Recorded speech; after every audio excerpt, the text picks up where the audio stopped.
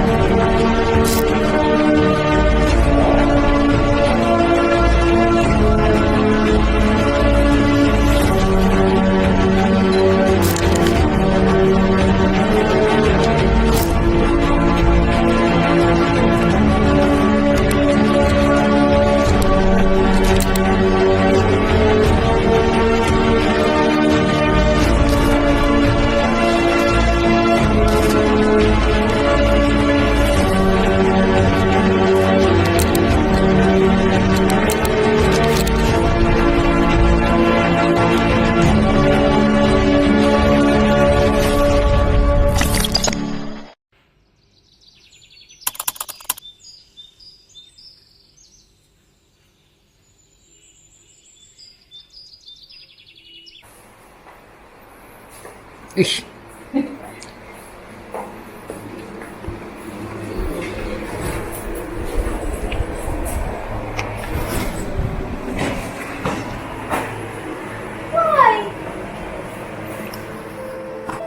We didn't bring much, just two medium-sized backpacks and a trolley luggage. Since we would be traveling using different trains and constantly moving, we figured keeping it to one trolley would make it easier for us. Alright, our first leg, Kupang to Bali.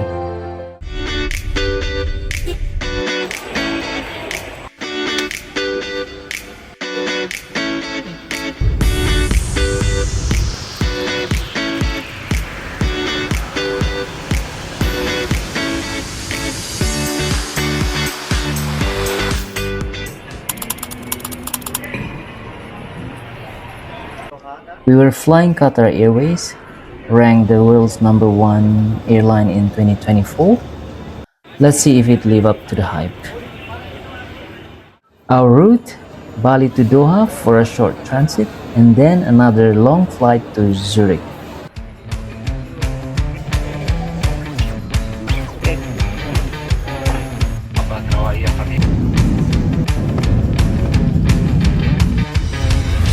We are in Qatar. We'll be transiting here for 2 hours.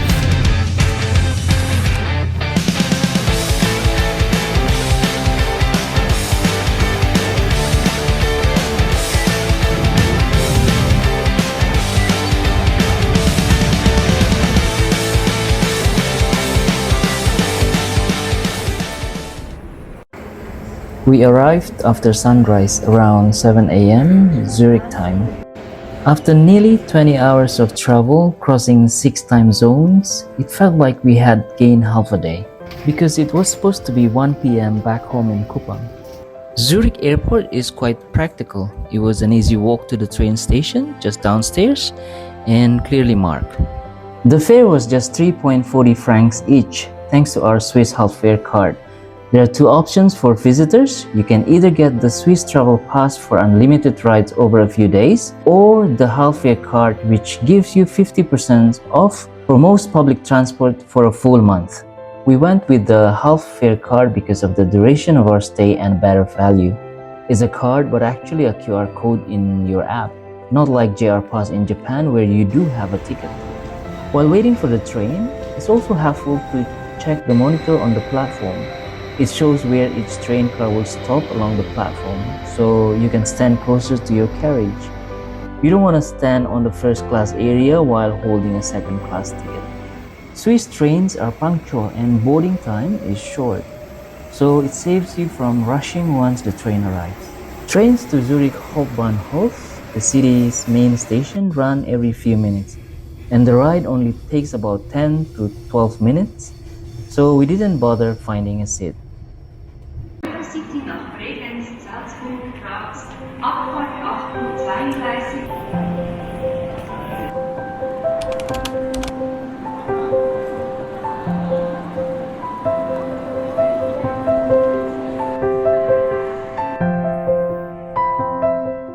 Our train to Milan wouldn't leave until 11:30, so we stepped out of the station for a short walk. Zurich felt surprisingly quiet.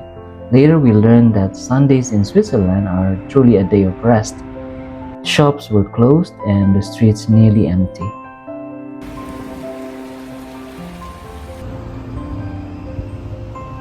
Just a few blocks away, we found a quiet bench near the Landesmuseum, right next to the river.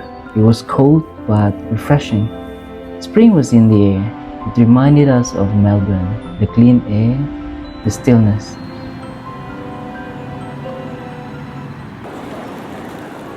Around 10:30, we returned to the station. Still getting used to the platforms, we waited at the wrong one and had to run across the correct track. Binario Uffizi del Lugano Centrale, Campetta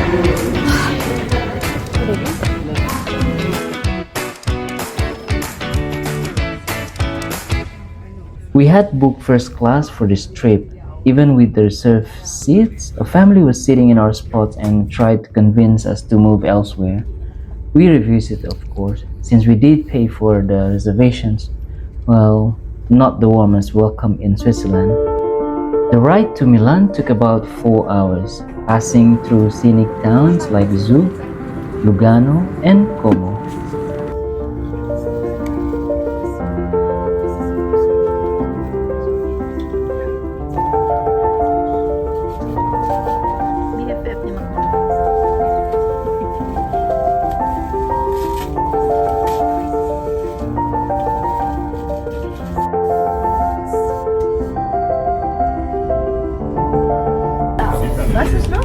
Welcome to Milan. Achso, nee. Ja, ich weiß nicht. We arrived at Milano Centrale in the afternoon. The signs were clear, but being in a new place with luggage, we weren't sure which way to go at first. Eventually, we found the way out without much trouble. Our accommodation was just a 5-minute walk from the station. That night, we kept it simple, cooked our favorite instant laksa, ate quietly, then went straight to bed, ready for the Milan adventure waiting the next day.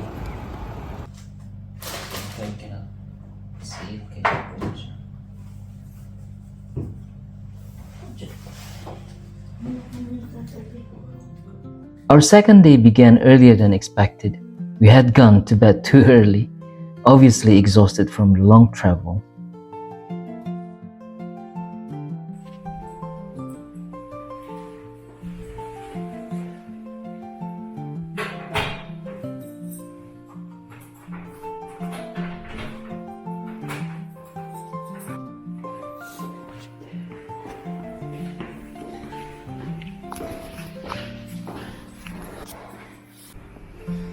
So,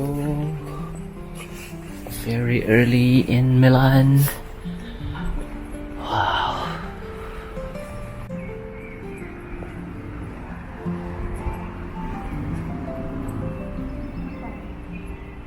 By 6 a.m., we were already outside, heading for Milano Centrale's subway.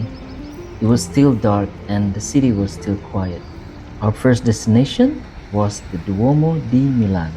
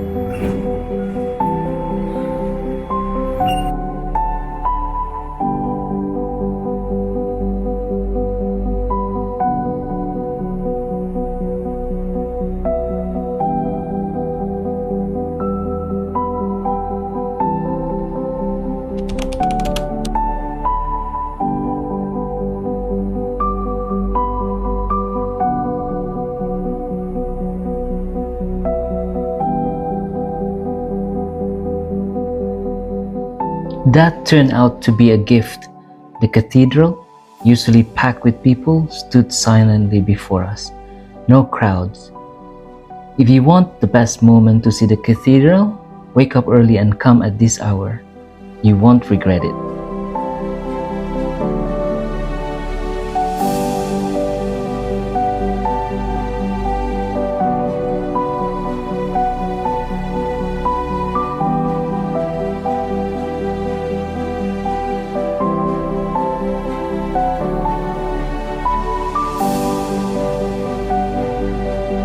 The Duomo is one of the largest cathedrals in Europe. Construction began in 1386 and continued for centuries. It has survived wars, rulers, and generations of restorations. And even today, it still holds Mass.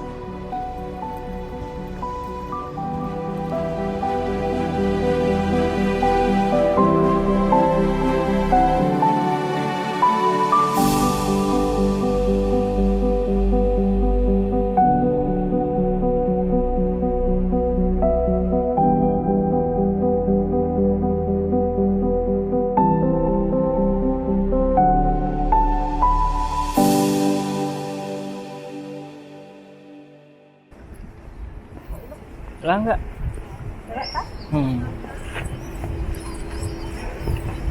Hindi siya tugnaw. For picture, if you do anything.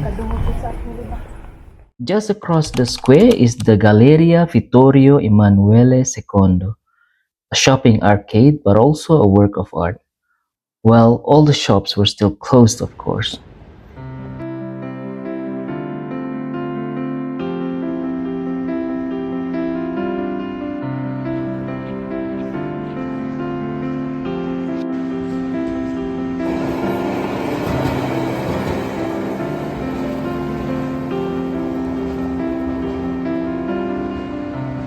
Step just outside the arcade and you'll find the statue of one and only Leonardo da Vinci.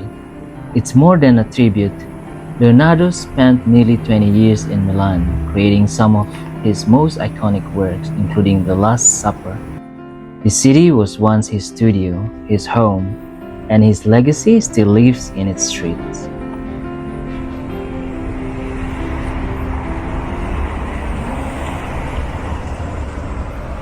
But Milan, for me, has always meant one thing. Not the city, not the cathedral, the club, AC Milan. And today, I was finally going to say San Siro.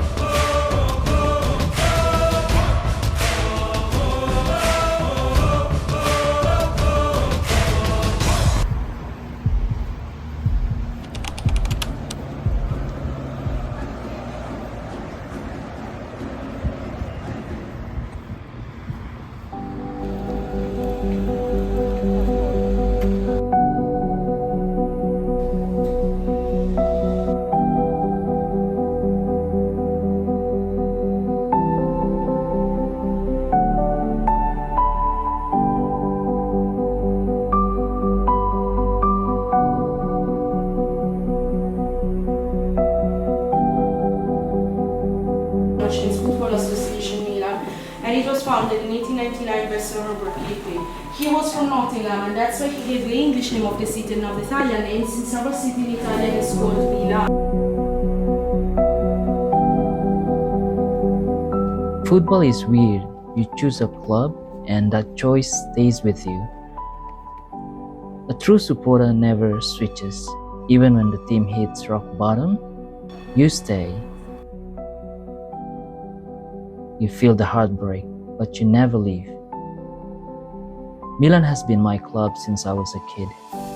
Being here, it feels like a dream.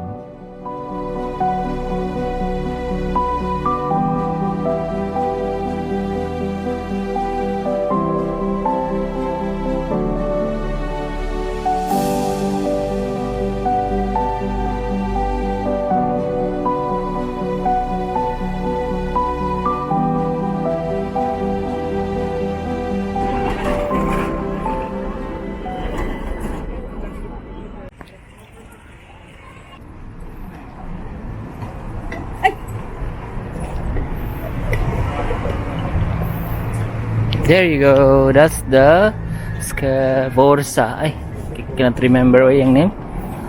Basta Forza something. Yes, I couldn't quite remember the name. From San Siro, we made our way to two more historic sites in Milan. First, Sforza Castle. It was once a fortress and later became a palace. It's now a museum complex. The castle was originally built in the 15th century by Francesco Sforza, Duke of Milan.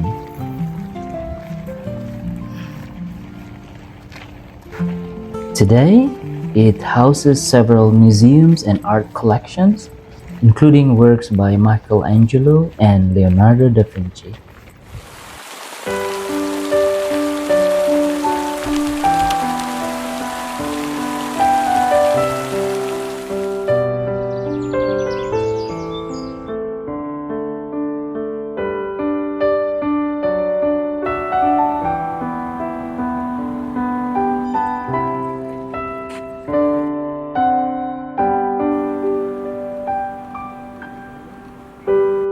From the castle, we continued on foot to the Arco della Pace. It's about 10-minute walk through Parco Sempione, a large green space right in the heart of Milan.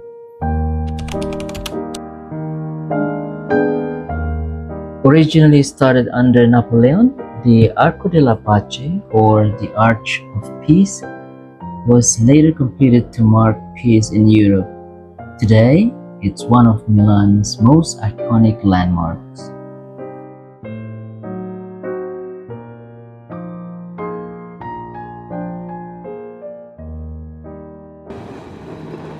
Oh, and what's amazing is the vintage tram passing nearby. They've been operating since 1920s, a charming reminder of the city's past. And that's the beginning of our trip story. We left home with backpacks and big hopes. 20 hours later, Milan gave us stories to tell. See you in the next episode where we get a quick brush up on the Renaissance in Florence and a story about a little chapel high up on a hill in Lugano.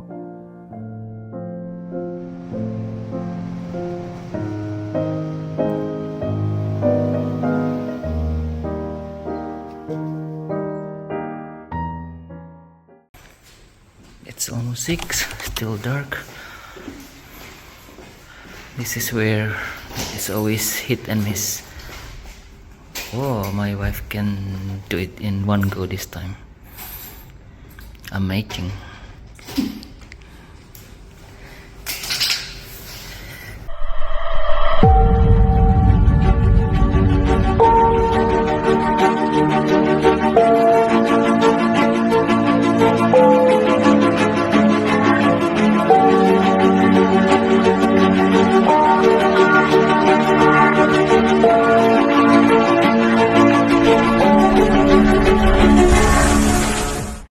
We were up early again, this time for a fast train to Florence.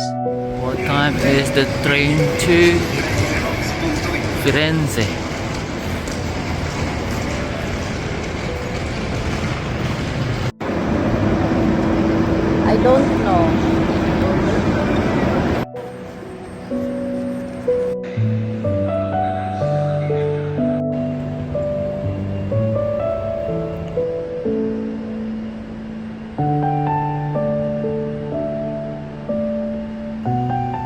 Italy runs two main high-speed rail lines, Trenitalia, the national service, and Italo, a sleek private competitor.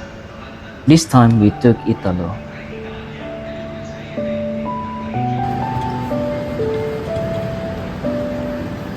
Coach 4, Pasapan train.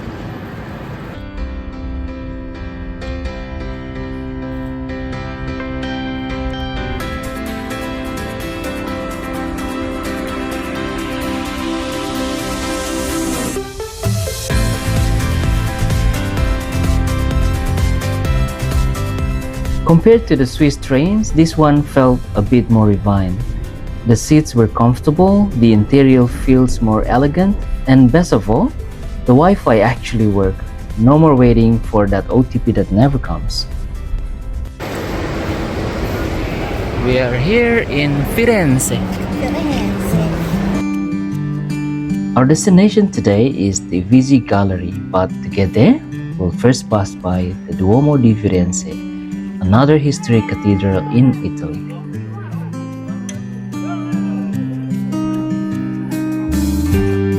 It took us just under 10 minutes on foot to reach the Duomo.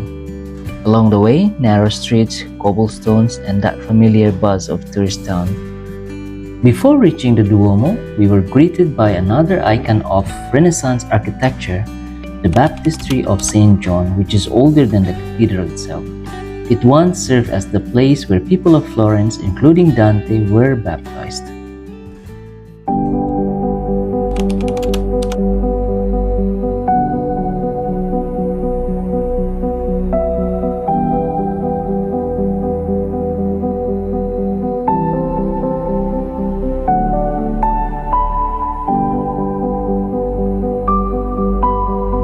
The Duomo began construction in 1296. Its dome was designed by Filippo Brunelleschi in the 1400s and became a symbol of Renaissance brilliance. It was the largest dome of its time, built without scaffolding, and still dominates the skyline today.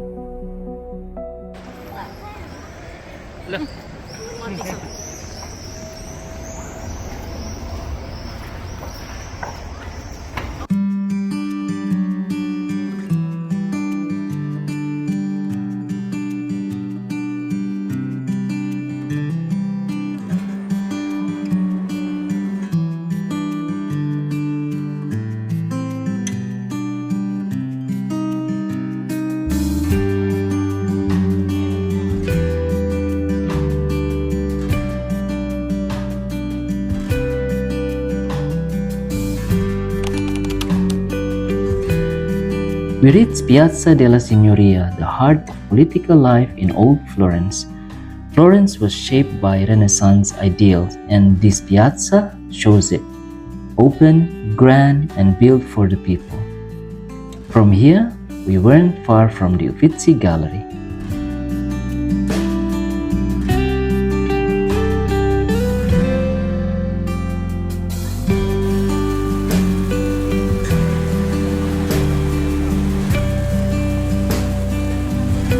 Getting tickets to the Uffizi isn't easy. You'll need to book online well in advance. It's one of the most visited museums in the world, home to masterpieces by Botticelli, Michelangelo, and Leonardo da Vinci. They say art elevates you. The Uffizi takes it literally. To start, we climb a long, steep staircase to the top floor. That's where our journey through Renaissance masterpieces truly began.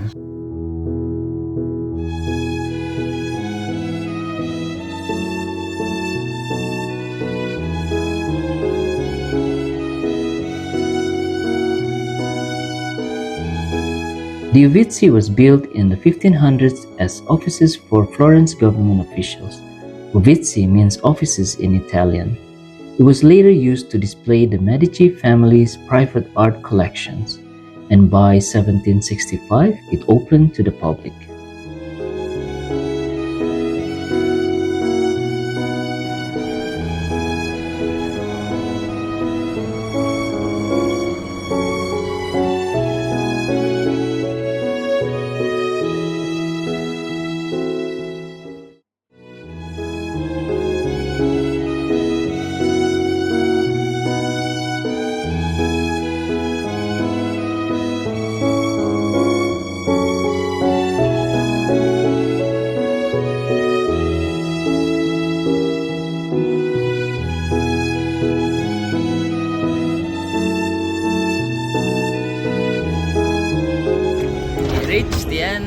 the museum tour. What do you think, my dear? Florence faded behind us as the train headed north. We looked back on a day that felt like stepping into a different era. Art, architecture, and stories older than memory. Florence gave us more than we expected in just one day. Back at our Airbnb, we kept things simple, made dinner, talked about the day, and just relaxed. It was nice to slow down a bit after a full day of walking and museums. Tomorrow we'd leave Italy behind. We're heading to Lugano, a lakeside town surrounded by hills. I think the cleaner will just wait until 11. Tok-tok mo siya nila. I think I heard I read some one of the reviews.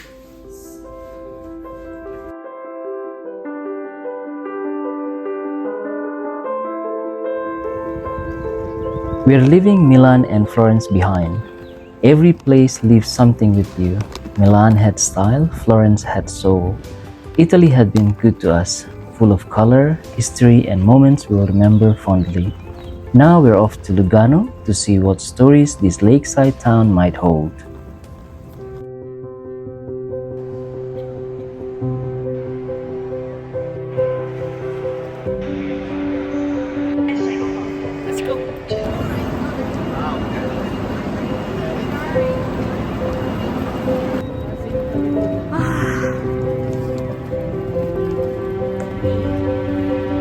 Attenzione, avvisiamo che i treni da Roma, Napoli, Salerno, Reggio Calabria potranno subire ritardi fino a 20 minuti per questo.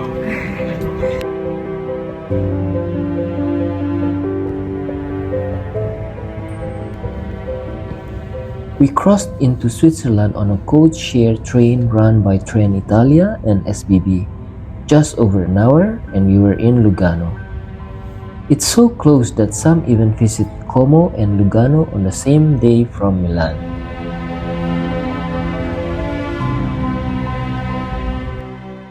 Welcome to Lugano, my husband's destination.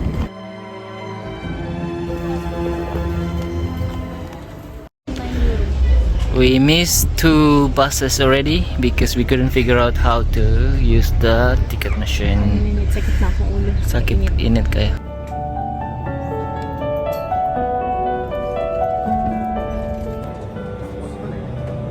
We followed our host's simple direction. Take the Castagnola bus to the last stop. The bus climbed steadily, winding through quiet little streets. The sun was out and the lake sparkled below. Summer had definitely arrived.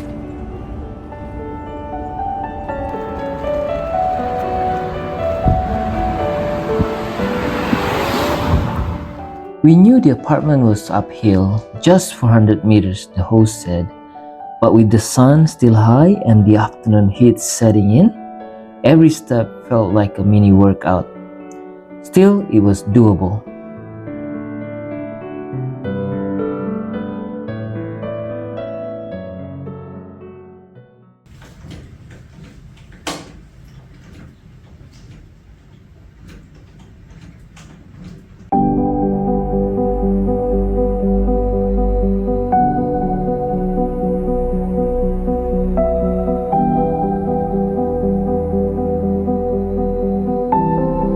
The apartment surprisingly has a magnificent view of the lake, so we later decided to have dinner outside.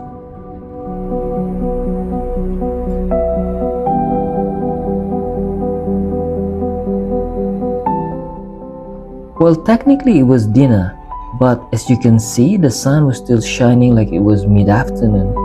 It was just 6 p.m. and we soon learned in Lugano, the sun doesn't set until 8 p.m.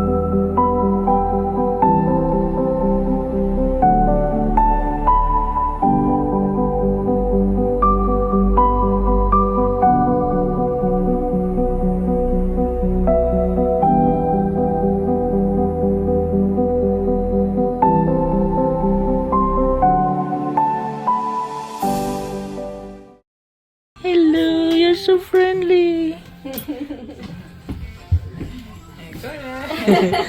A girl? A boy? A girl? Hello. What? I don't have any food. Nicola.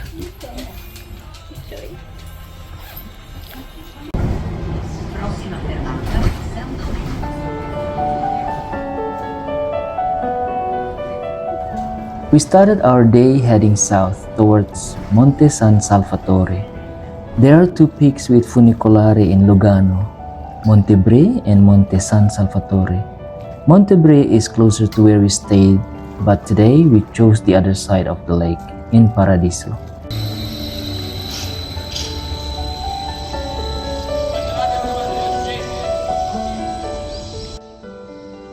We weren't sure if we stopped at the right place. I was still checking Google Maps, but my wife had already wandered off ahead. Turns out she was right.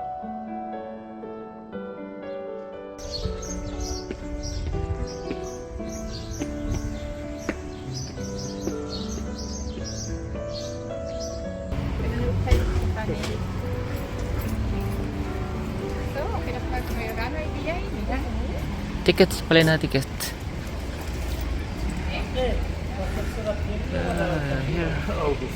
Ma magari là è lì per il mo.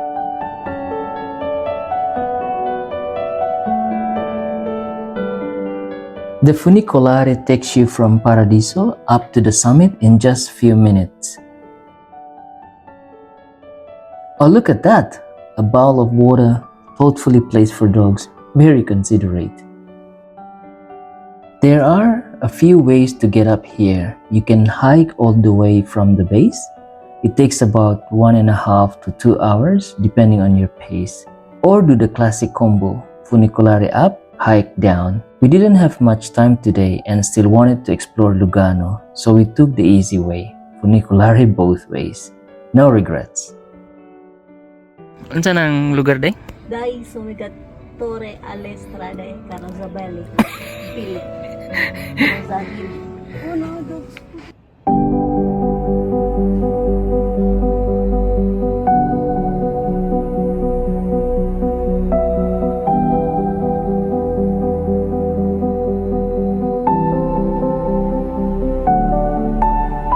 From the summit, the view stretches far beyond Swiss borders. You'll see Lake Lugano glimmering below with the city of Lugano right along the shore. And across the lake, that small cluster of buildings, that's Campione d'Italia, an Italian exclave completely surrounded by Switzerland. In the late 700s, the land was gifted to a monastery in Milan. When borders were drawn, Campione stayed Italian, even though it's surrounded by Switzerland. At the top, there's a small chapel, Chiesa di San Salvatore. People have been coming up here to pray since the 13th century. The chapel you see now was built in the early 1700s, and every Ascension Day, locals still hike up to hold Mass. That tradition has been going for over 800 years, which is kind of incredible when you think about it. Right next to the chapel, there is this little museum. Easy to miss if you're not paying attention, but honestly, it's worth checking in. They've got fossils, old photographs, and a mix of geology and local history. Kind of unexpected, but pretty cool.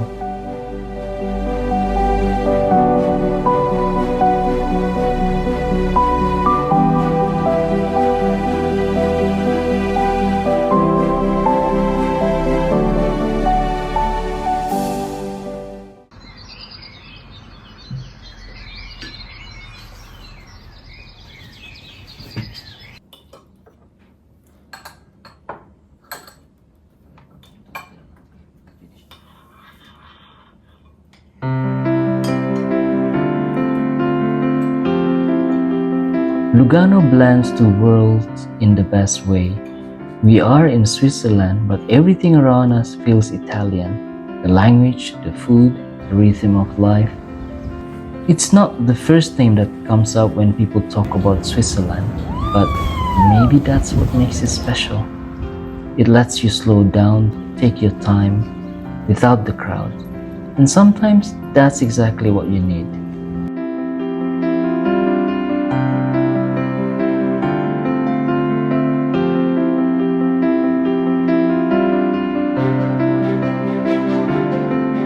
In Florence, history surrounded us at every turn. In Lugano, it was the stillness of the lake that drew us in. Two places, two paces, but both left an impression in their own quiet way.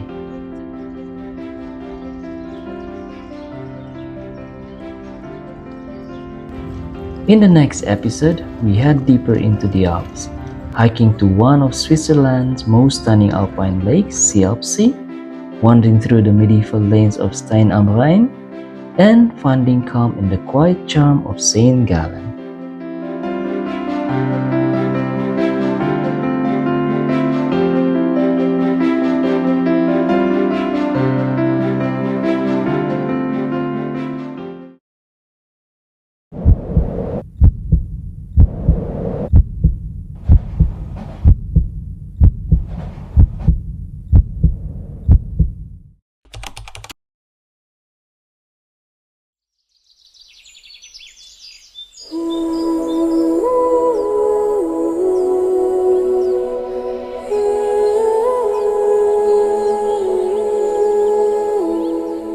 We both are not hikers. We love camping, but hiking is a different story. And standing here, with these mountains towering over us, it felt a bit intimidating.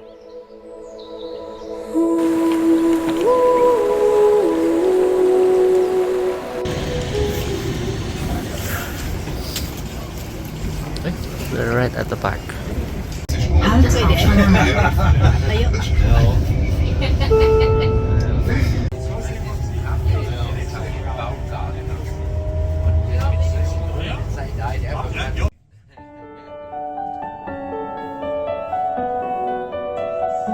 Switzerland has so many trails, it's hard to know where to begin.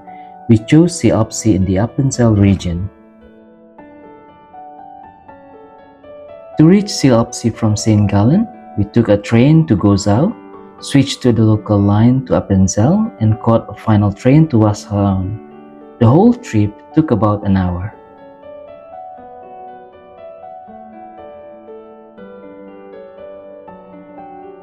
Like most things in life, you choose a path, do your best, and hope it leads somewhere worthwhile.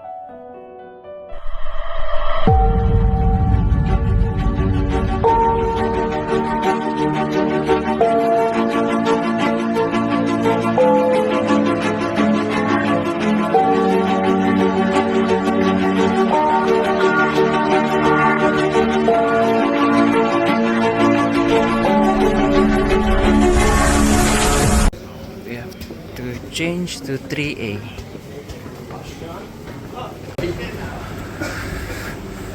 Mm.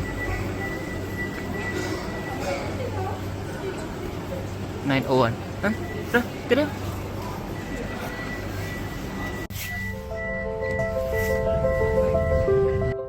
As the train hummed quietly forward, Switzerland began revealing itself effortlessly, from sparkling lakes to green valleys, wooden chalets, and the gentle rhythm of Alpine life.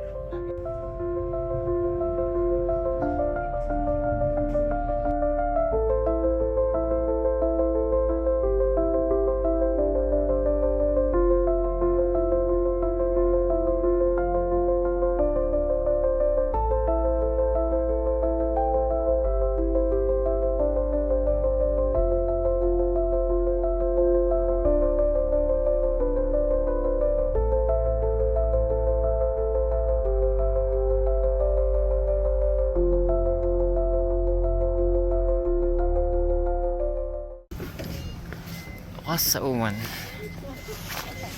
Where do we go?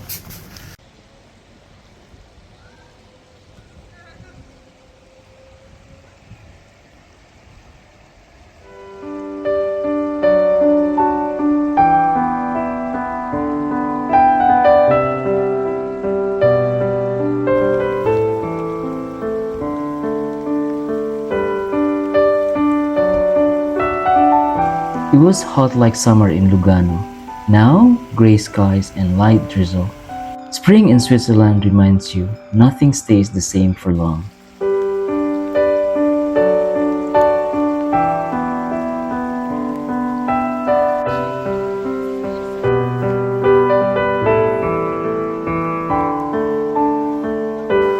We are going to see Uffizi, 1 hour.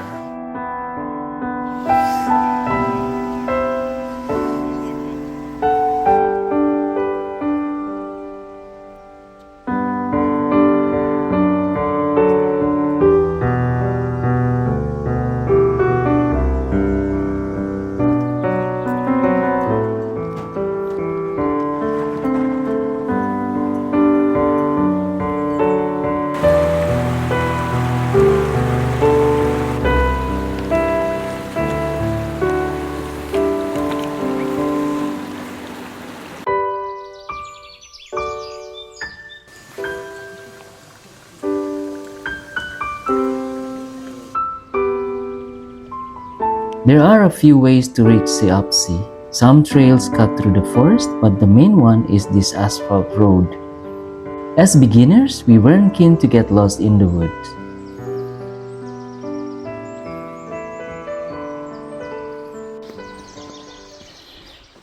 How do you feel? Apoy.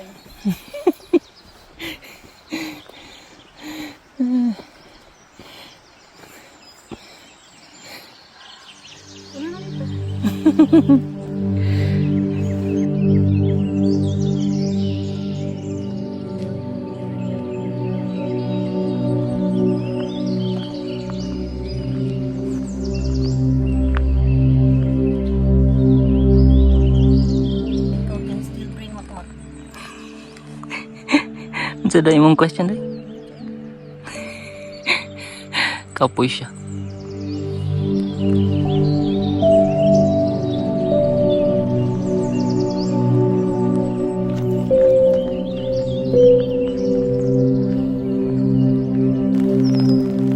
The rain picked up halfway. We waited until the rain subsided.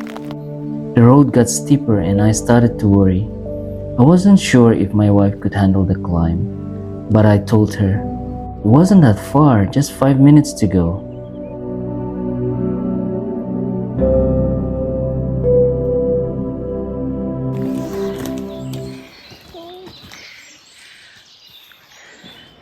Where did you come from? Through all the way down there.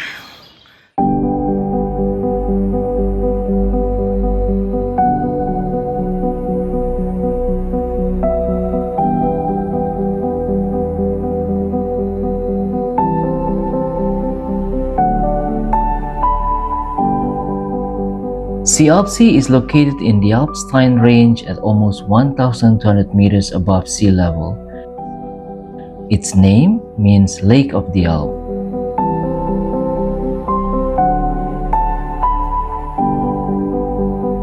From this point, you can spot Santis in the background, the highest peak in the region.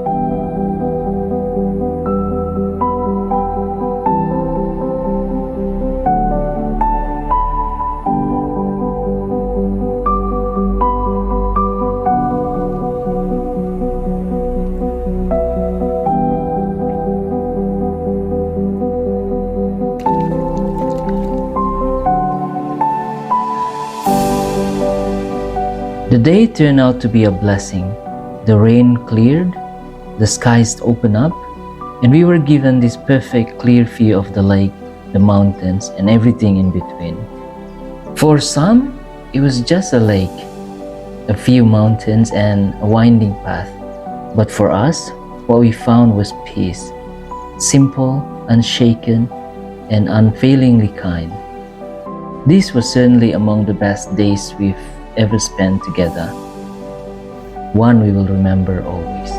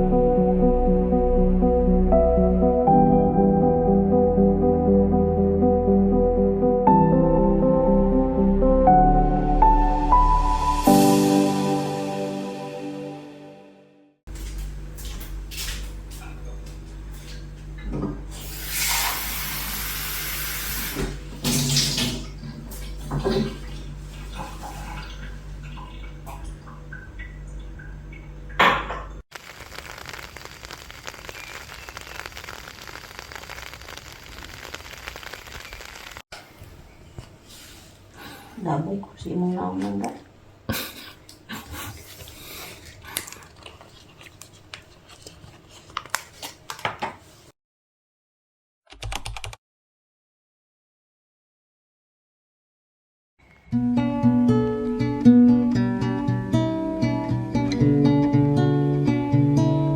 Have you ever had a trip that didn't go as planned? Yeah, that was us. We woke up to gloomy weather, and as if that wasn't enough, my hiking shoes finally gave up after all these years. But honestly, we didn't mind because what came next was a walk through two towns that time never quite left behind: Stein am Rhein and St. Gallen. One sits by the river with roots in the Middle Ages, the other is home to one of the oldest abbeys in Europe.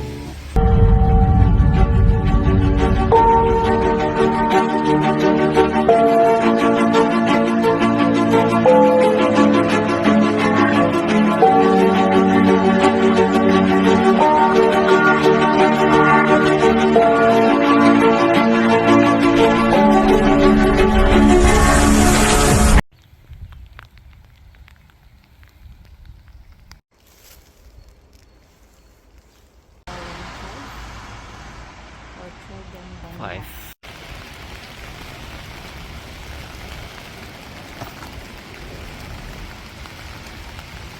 Ja, das könnte auch ein Plan sein. St. Gallen, St. Vito. In der CPU kann man das sagen.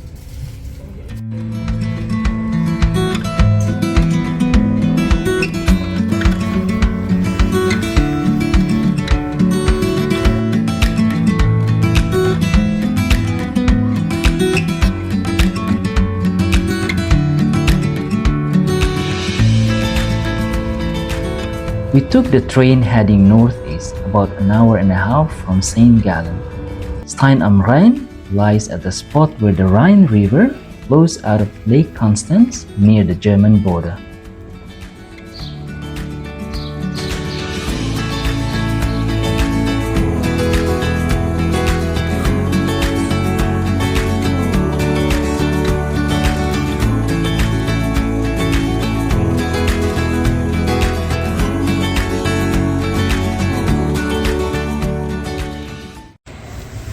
Where are we now? Shan-shan-stick.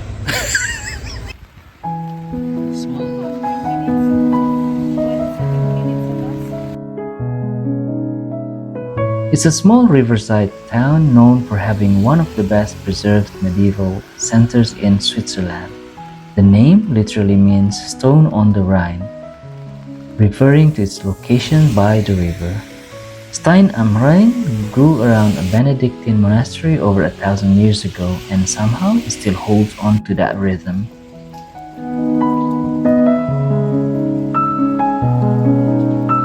Just as we reached the old town, the rain picked up and the wind made us shiver, so we decided to stop for a cup of coffee.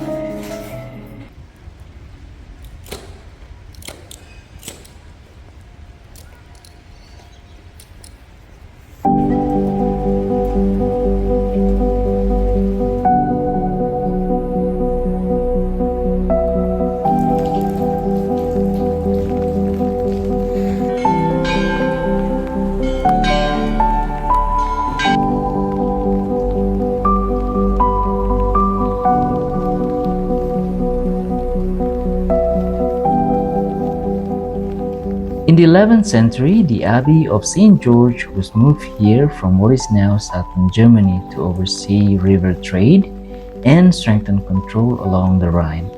What began as a religious center slowly turned into a town, then a marketplace, and now a place where the past still lingers.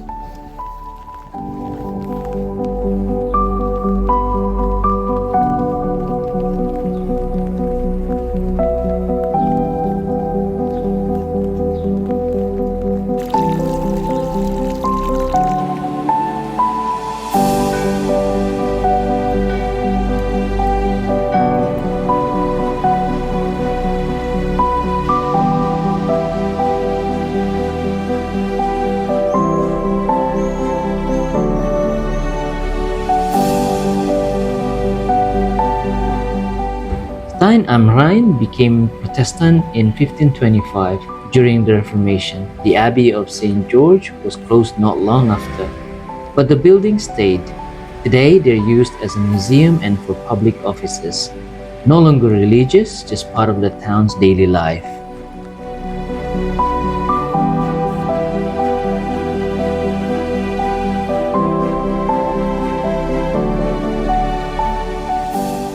We came with no expectations and left with images that stayed. Not just what we saw, but how it felt to walk through it. Quiet, reserved, and gently alive.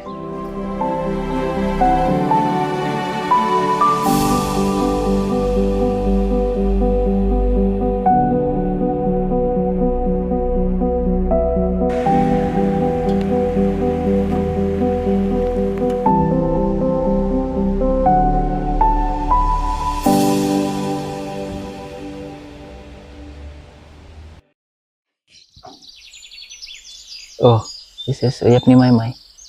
Hello. Hala, hala, sunod siya. Ikit kayo siya.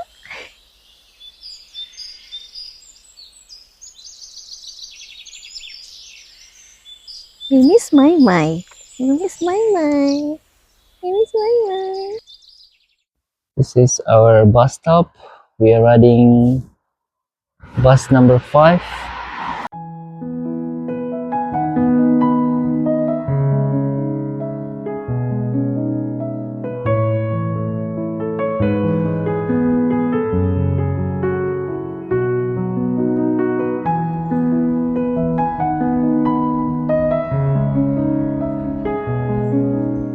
The name St. Gallen felt old, solid, and a little mysterious. I added it to our plan without knowing much about it.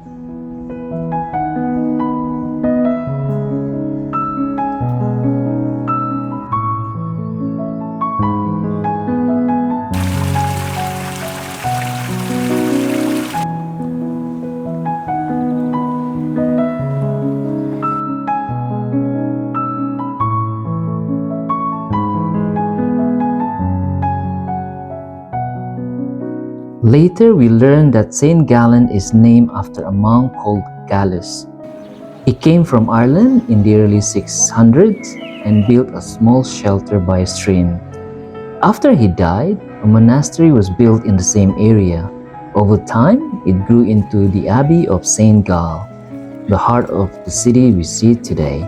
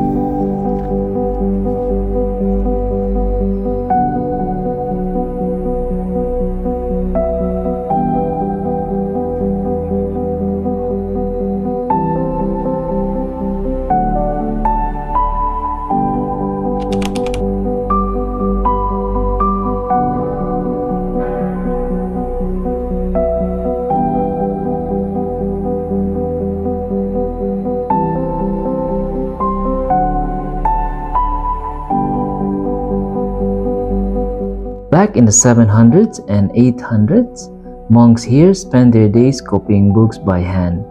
They work in a special writing room called scriptorium. Some of those handwritten texts are still around. More than 2,000 medieval manuscripts are now kept in the Abbey library, some over 1,000 years old.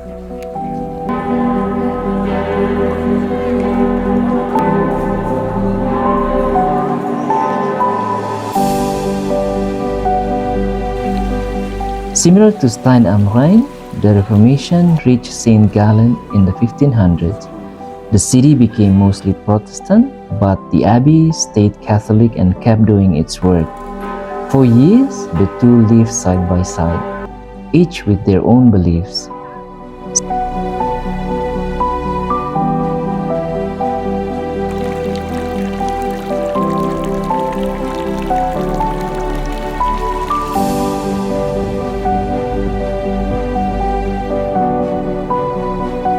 St. Gallen and Stein am Rhein taught us that history lives quietly. It was hard to leave these towns, not just because of the sights, but because of the feeling they left behind.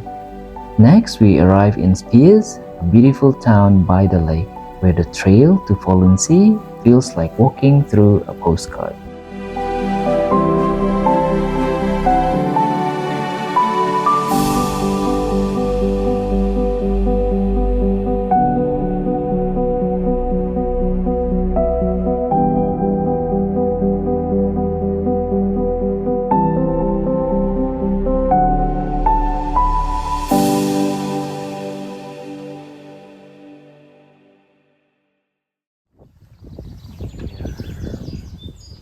Checking out now.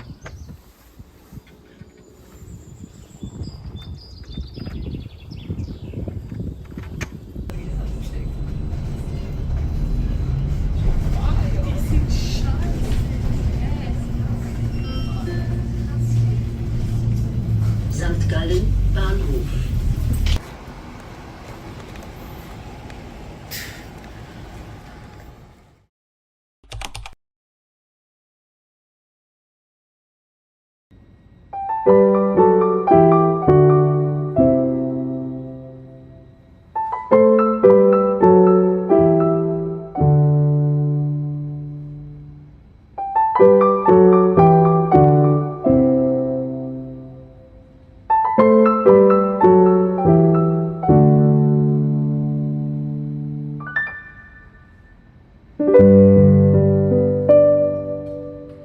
It wasn't easy saying goodbye to St. Gallen.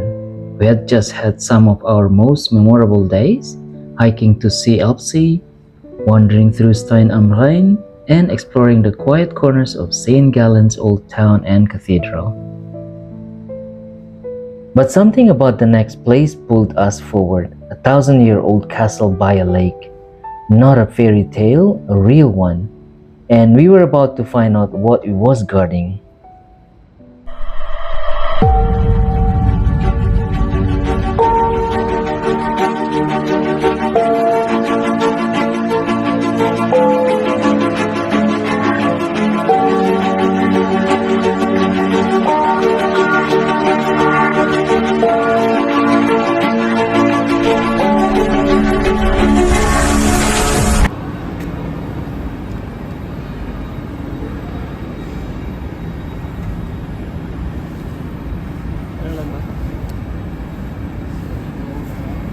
Gallen, going here.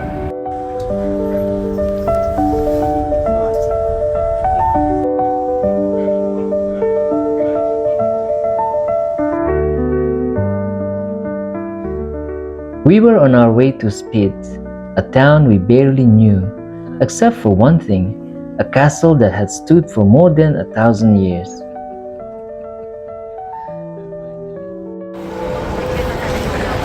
We are in Luzern. Is it the one?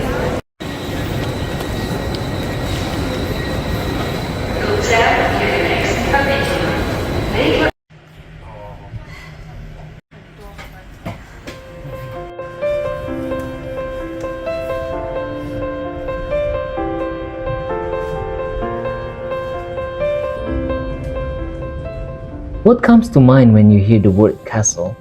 Stone towers, ancient battles, knights, kings, and forgotten stories?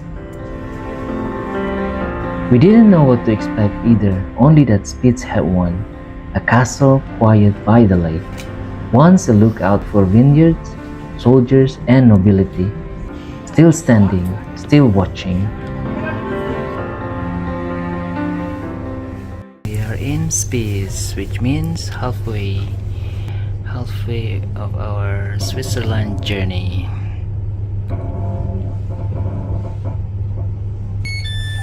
Press.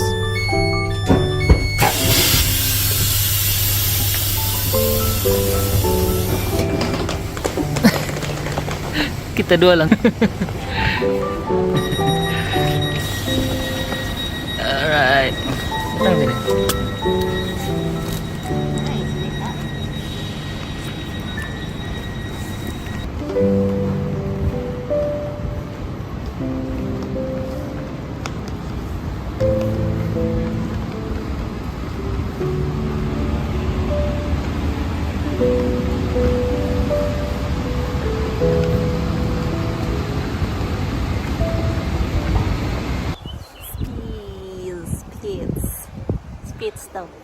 man ako sa imong phone ni, hugaw kayo.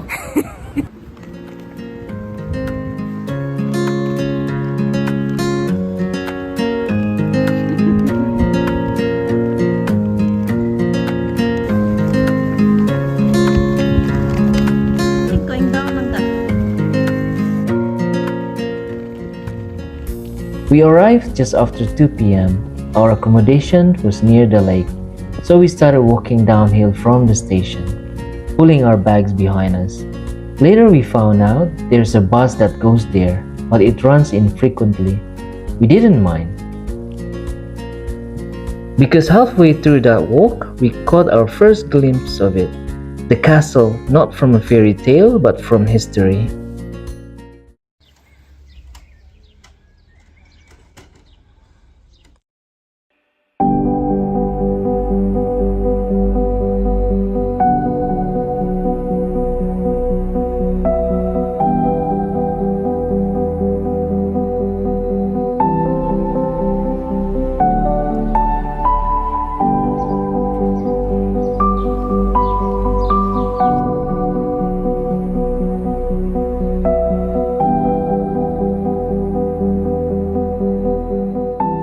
Spiez has stood here for over a millennium. It began as a fortress in the 900s. For centuries, noble families lived within these walls.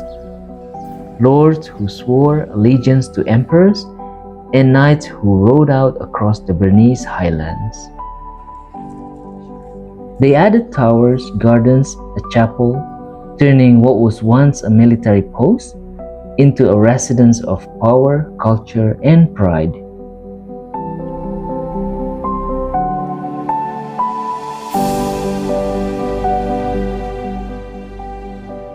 It's hard to imagine this place once prepared for war. And yet today it's quiet, no guards at the gate, just visitors, and a few so calm. For 1,000 years, this castle kept watch over the vineyards, over the lake, over the lives that came and went. It no longer commands soldiers, but in its stillness, it still guards something. A memory, a rhythm, a view that refuses to be forgotten, like a silent guardian by the water.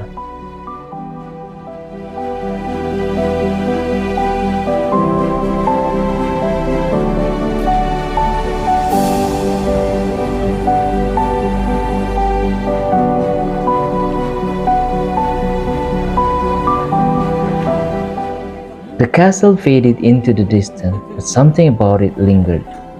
As the boat moved across the lake, we wondered what stories were waiting on the far shore.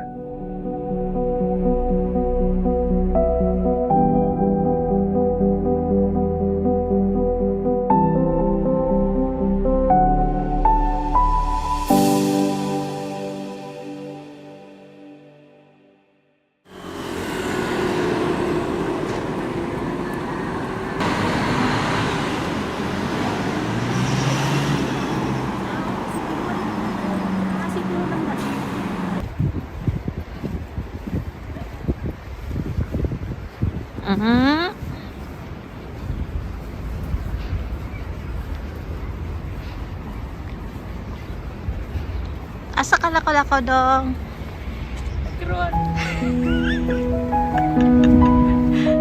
The boat brought us to Thun, a bigger city just across the lake. Spiez was calm, surrounded by vineyards. Thun stood taller, busier. The river moved faster here, and so did life. We arrived with no set of plan, just a sense of curiosity, so we followed the people into the heart of the old town.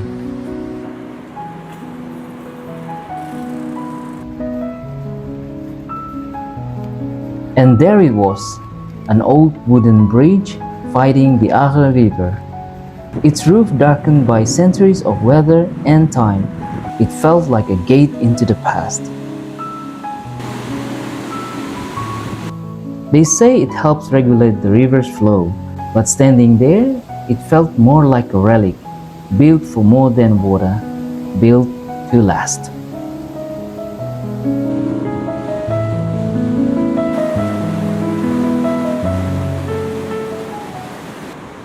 Then we saw it, another tower, rising above the rooftops like it was still keeping watch. Another castle, another sentinel by the water.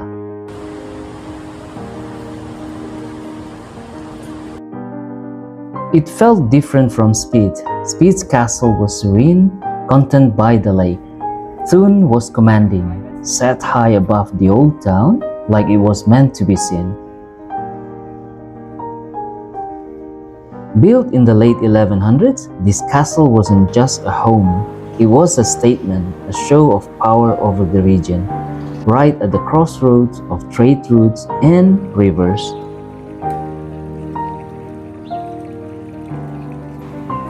Thun feels like a city shaped by its castle, not just in stone and structure, but in presence.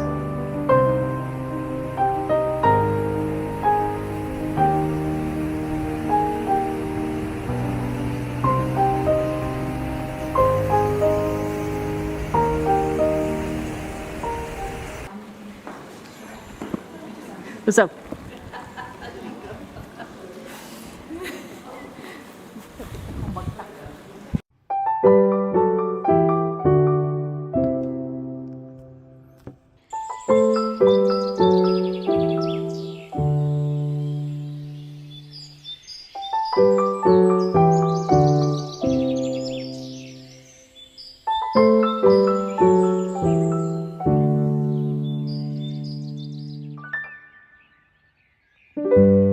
The morning felt slower than usual. Spiez's castle stood quietly across the water, still watchful like it had guarded our sleep. Today we'd leave the stories of castle behind. Time to breathe in fresh air and follow a different kind of trail.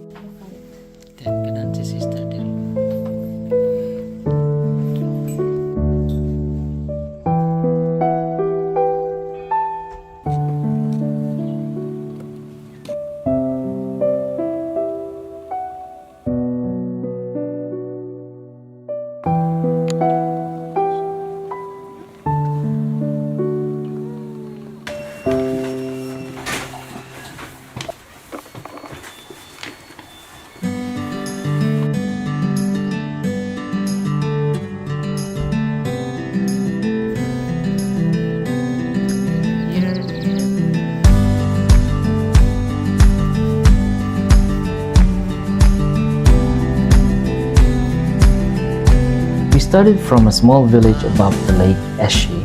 Most people only pass through, but this place has deeper roots. The name means the ash tree, a reminder that even quiet towns hold ancient stories.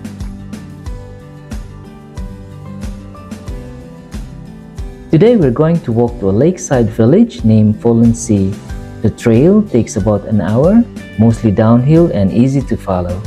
We just look for the yellow Wanderweg signs. It simply means hiking trail, an easy trail walkable with normal shoes.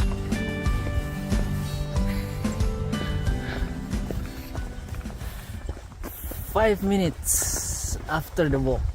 40 minutes more. Scary mo na yung mga langka. Out ka.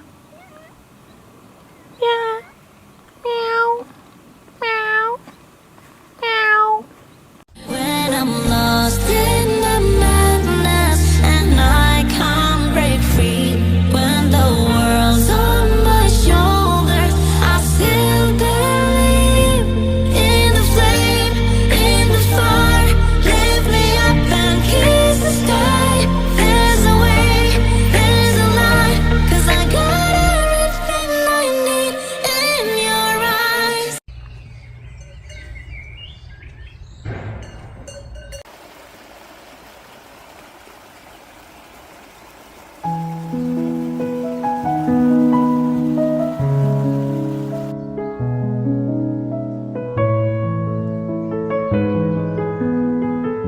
Switzerland's trail signs are easy to follow.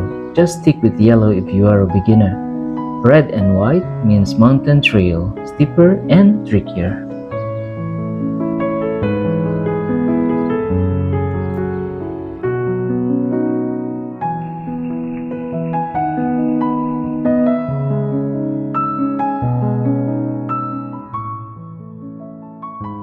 We stopped at the bench halfway down for a lunch break, overlooking what's marked as the Florence ferry terminal. It looked more like a quiet hillside station, but for over a century, this was where passengers transferred from boat to train. The service stopped in 2020, but the history still lingers in the view.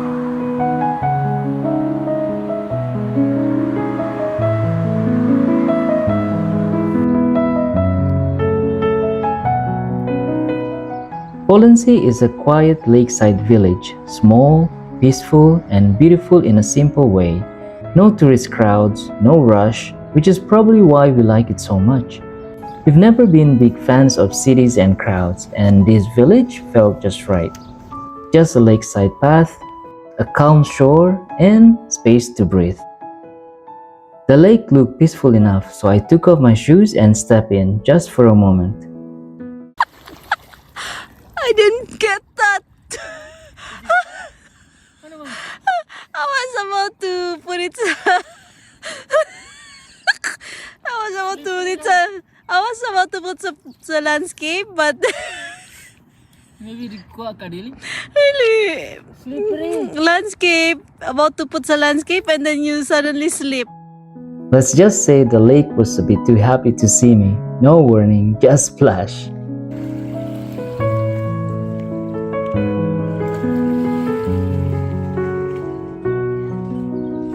We only planned to pass through Spiez on our way to the Alps, but it surprised us. The castle walls, Thun's towers, the trail from Eschi and Florence's still waters, each revealed a different kind of beauty. What began as a stopover became a story worth remembering.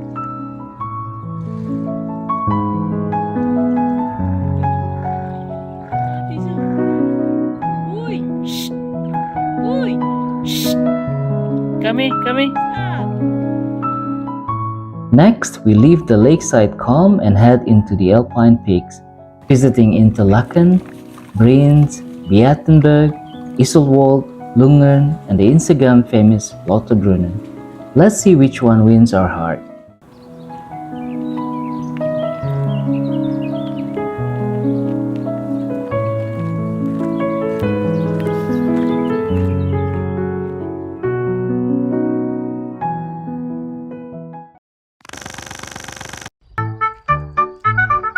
Once upon a time, in a land of snowy peaks and still lakes, two wanderers set off on a journey, not to slay dragons or rescue the people, but to find the most beautiful village in the Swiss Alps. Alright, maybe that's a bit too much.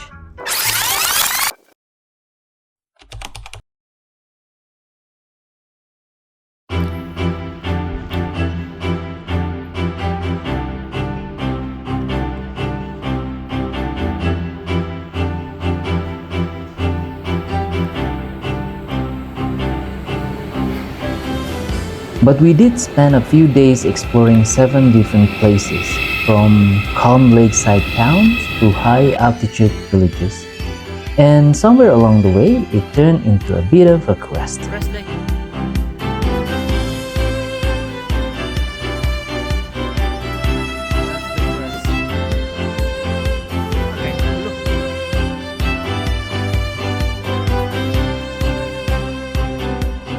We'll compare all these places, and by the end, we will tell you our favorite, our personal winner for the most beautiful village in the Swiss Alps.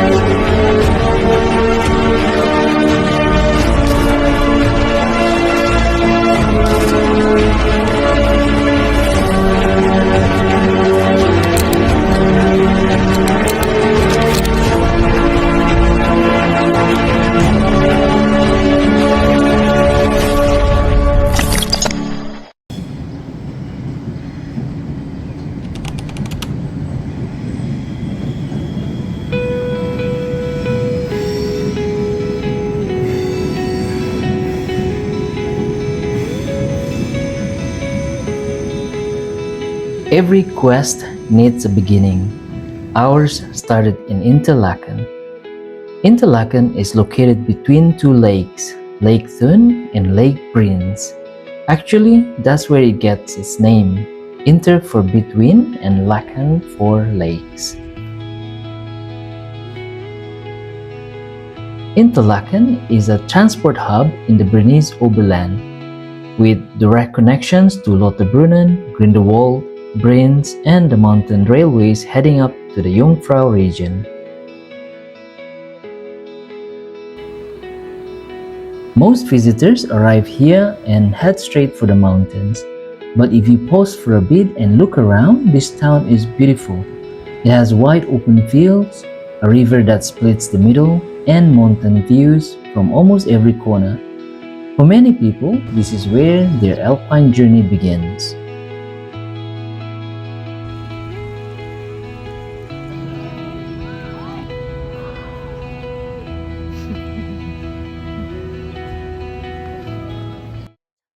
잘못한 기차가 때론 목적지에 데려다 준다고. 나도 그랬어. 내 인생은 늘 잘못한 기차였어. 그래서 한 번은 중간에 다 관두고 싶어서 그 어디도 가고 싶지 않아서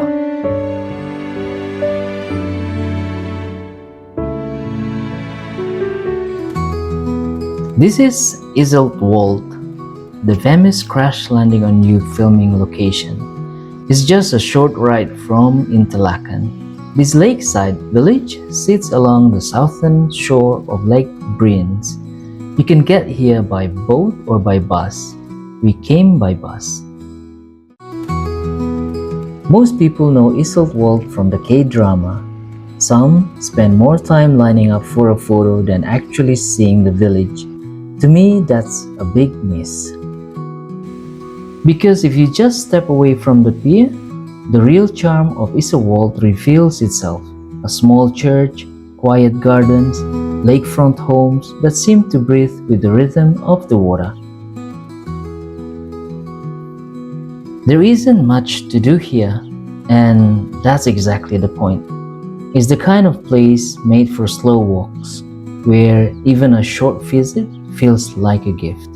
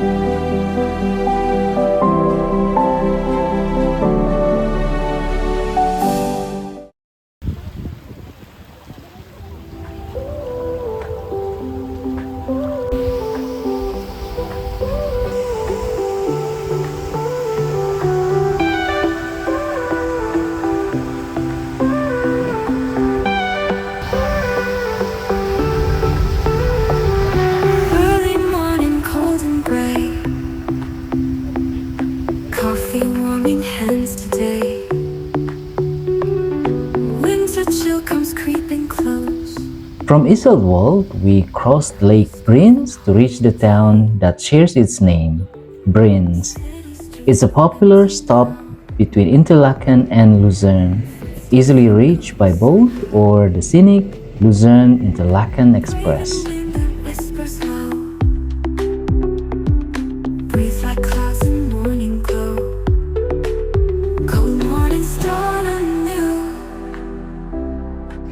Shivers bring me close to you.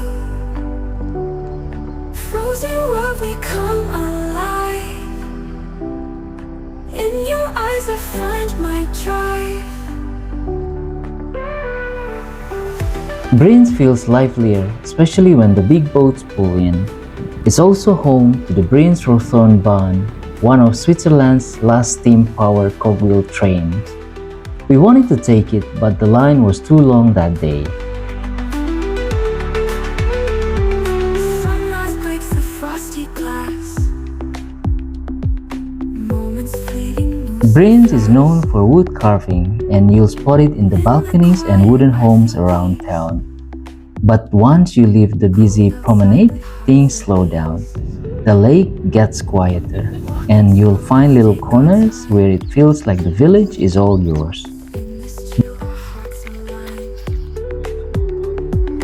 Frozen fingers laced with mine.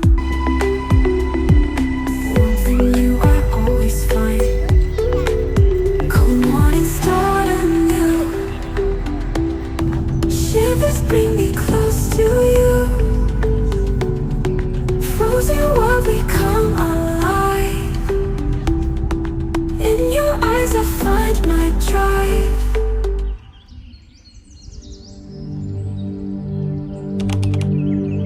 Looks like we're walking in front of a painted backdrop, right? But it's real actually. This is Lungern, a lesser-known village located between Luzern and Interlaken. Falling for you every time. Falling in the worst way. You give all my This view of a red train curving through green valleys is the image I had in mind long before we arrived. Getting here isn't the easiest. The train from Interlaken only runs once an hour on the scenic route to Luzern. at words I didn't mean to say.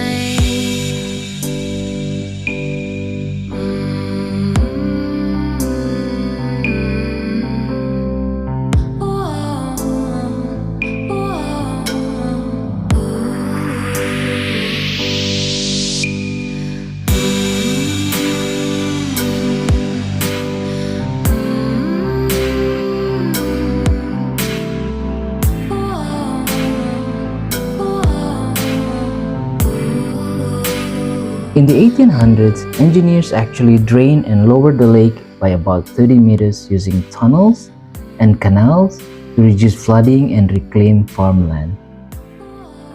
It reshaped the valley and changed the village forever.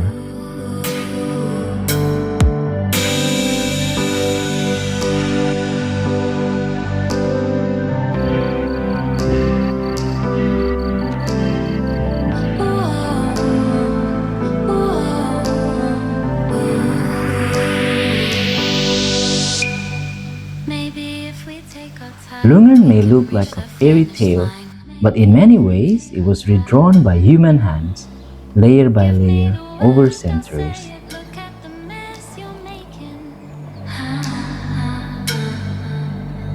A new meaning. Remember that time that I caught you laughing.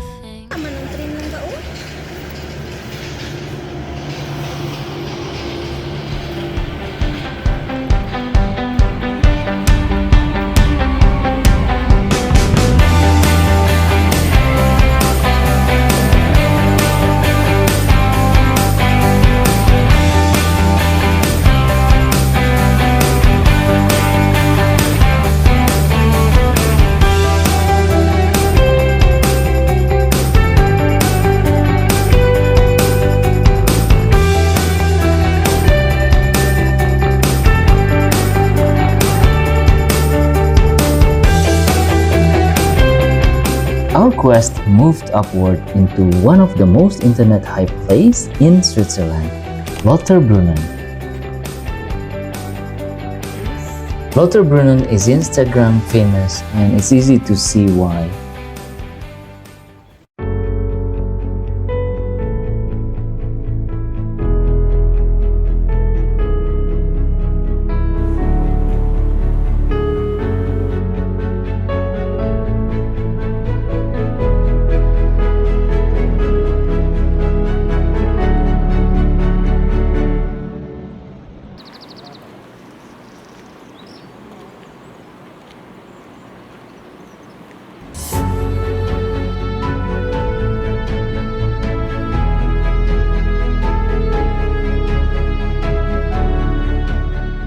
The name Lauterbrunnen means many springs, and they say the village has 72 waterfalls tumbling down from its cliffs and ledges.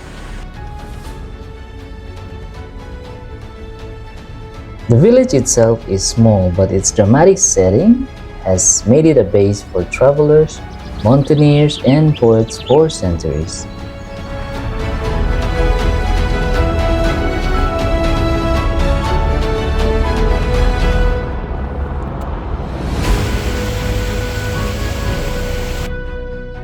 Tolkien even passed through here, and Lauterbrunnen is said to have inspired the Elven Valley of Rivendell in The Lord of the Rings.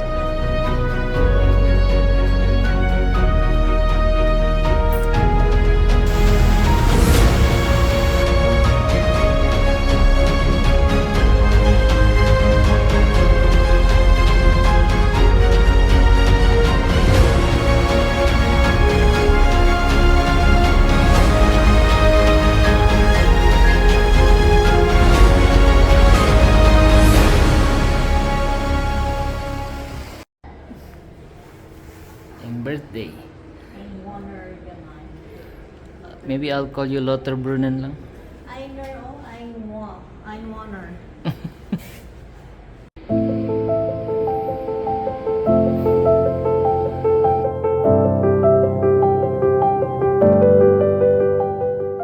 From Lauterbrunnen, our quest continued to Mürren, a carb-free village located high above the valley.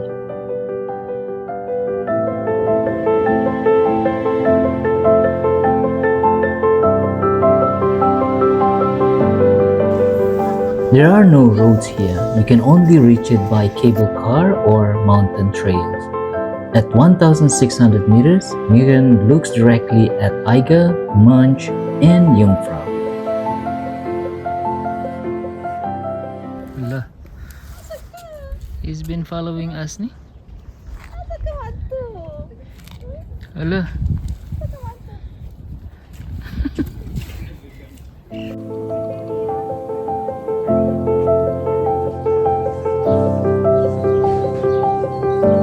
As we walk around, I kept on wondering, how did they build all these homes up here? No roads, no trucks, just old mountain paths. Turns out everything here was once brought up the hard way, by mules and sleds, one stone, one beam at a time.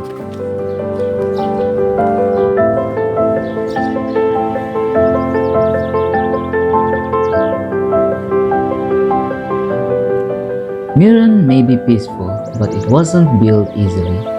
In winter, it's a ski town. In summer, it's for slow walk, fresh air, and the mountain views.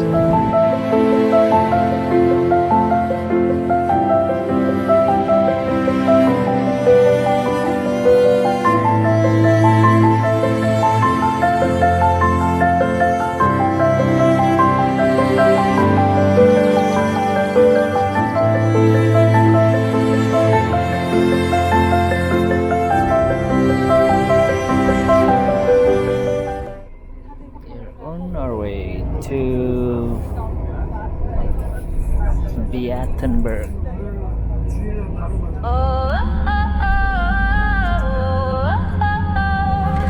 Whispers rise with the morning glow. This was the day we were heading to Beatenberg, the base for our Alpine quest. The sky was gloomy, rain kept pouring, and the bus just kept climbing up the hill. Casting dreams where stars entwine. Through the dark, the lantern shines. But when we woke up the next morning, we were stunned.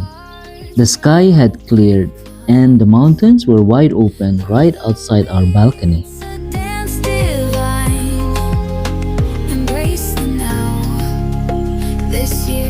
Located high above Lake Thun, Beatenberg is often called the longest village in Europe. It's quiet, spread out, and far less visited than other mountain towns.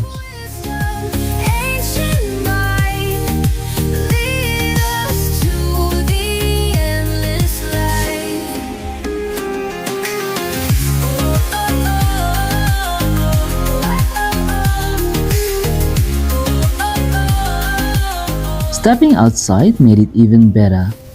We had seen the Eiger, Monch, and Jungfrau up close in Mürren.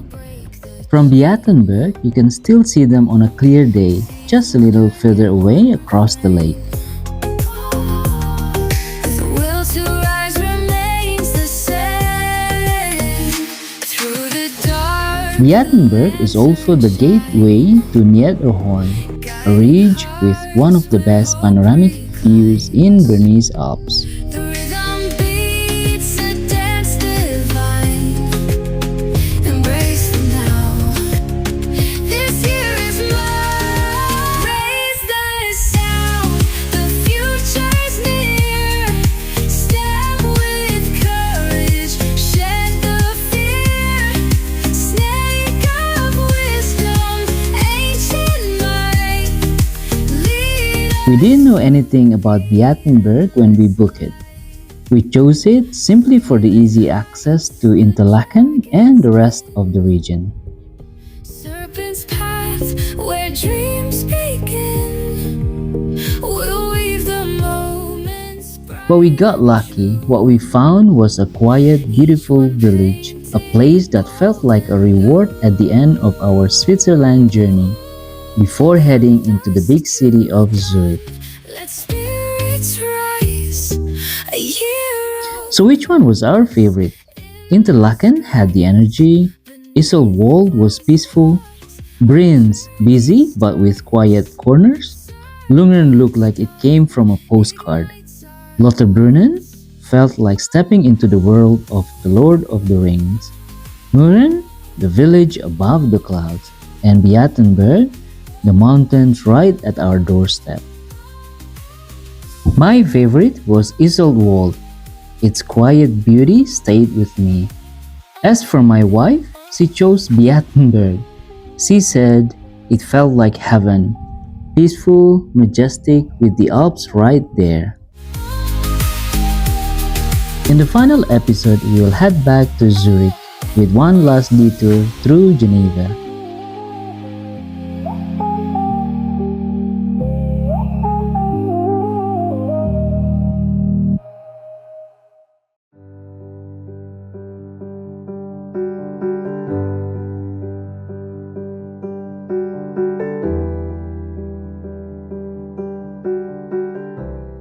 Our life has always been simple, just the two of us sharing ordinary days.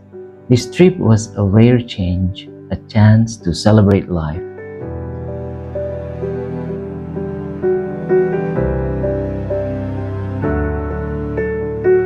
Not long ago, we lost two people we love, my father and Eden's papa. So we saved and waited and planned, hoping to fill these days with memories we could carry into old age. Because life is precious and every day together is a gift.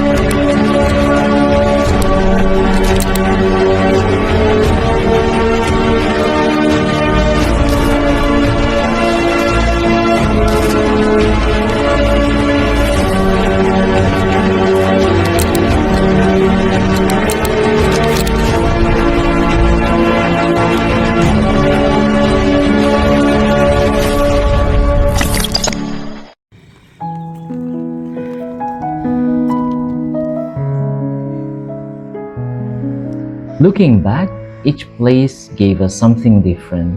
The rhythm of quiet villages, the beauty of high peaks, the laughter in the unexpected moments, all of it weaving into a journey we will never forget.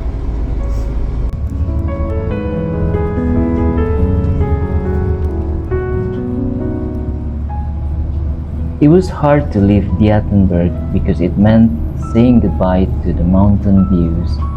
Ahead were big cities, and we're not exactly city people.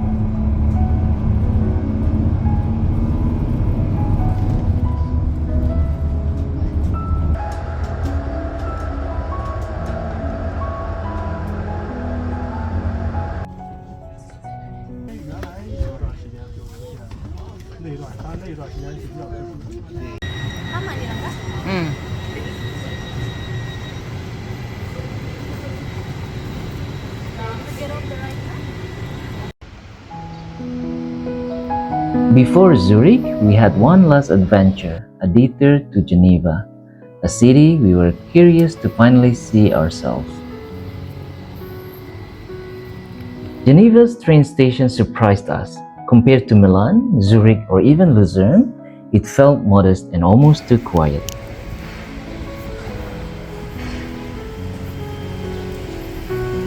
We are in Geneva. Our first destination was to visit the United Nations headquarters. Eden's sister, Eunice, works with UNHCR. She couldn't join this trip, so we decided to have a photo in front of her headquarters as a gift on her birthday.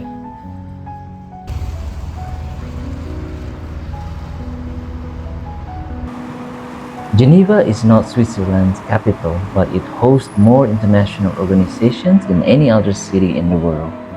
This broken chair monument is a symbol against landmines and armed violence. This is Omi. Wait, not this one. This one.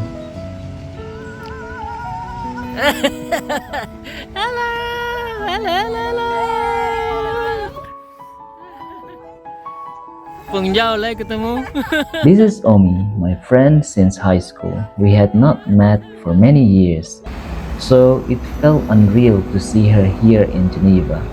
Later, we would also meet her husband, Martin. Omi now calls this city home.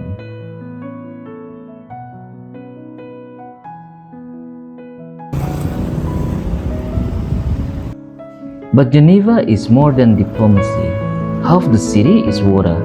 It has lakes, rivers, and canals, making boats part of daily life.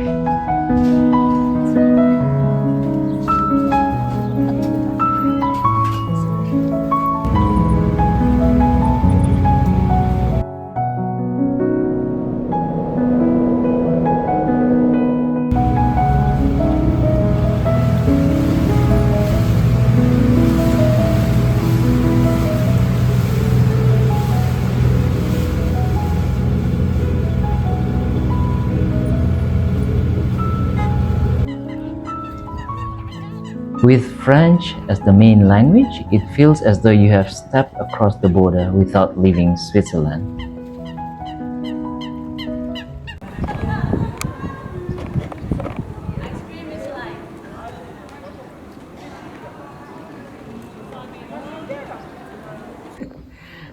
Minsan mo naik. One step at a time. Fokus di es krim. Fokus di es krim. Om botak saya suka es krim di bawah.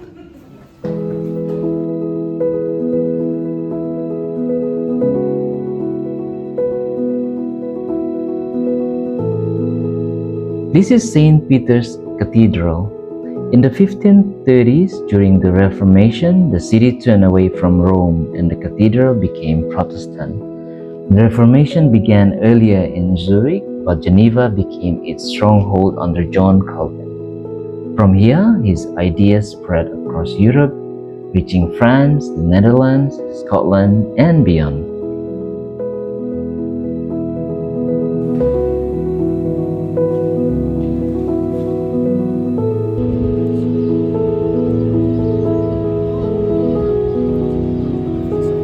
A couple of hours passed and we had to say goodbye to Omi and boarded the train for Zurich. Life works in strange ways. Who would have imagined we would meet again, not back home, but here in the heart of Geneva?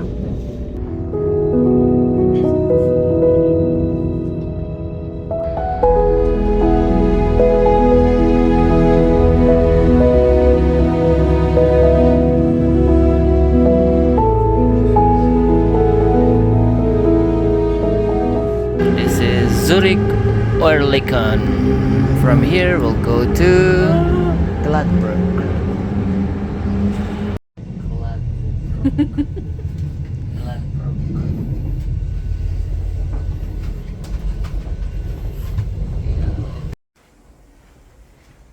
Tersesat.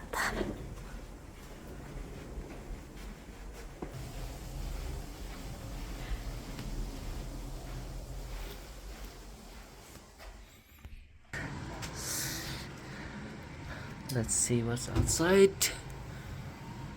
And that's the train station. You can see it from here.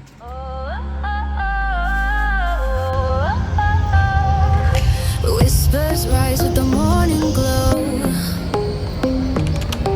A serpent's grace, steady and slow. New beginnings, the skies align. Casting dreams where stars entwine. Through the dark, the lantern shine. We're back in Zurich, back to where our journey began. It felt both familiar and new. After weeks of quiet valleys and mountain air, the city felt louder, faster, but also full of promise. Raise the sound, the future's near.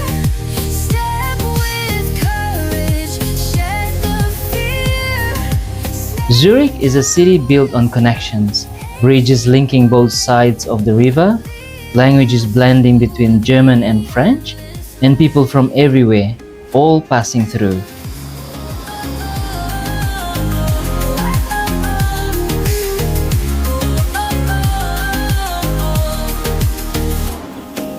Coiled strength yet soft as rain. Reaching this point in our journey, we could feel that sense of movement, the calm of Switzerland behind us, and the rest of the world waiting ahead. Every journey, after all, leads you somewhere new. Rise remains the same. Through the dark, the lantern shine. Guiding hearts where hope reclines. This trip began as a way to celebrate life, and now it feels like a beginning again. A bridge not just across places, but across time, linking what we have lost, what we have seen, and what we still hope to find. Step with courage, shed the fear.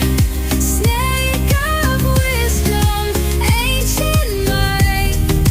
Lead us to the endless light. Finally, we'll fly home, but something in us has already crossed over, because this journey, this bridge to elsewhere, has opened a wider world.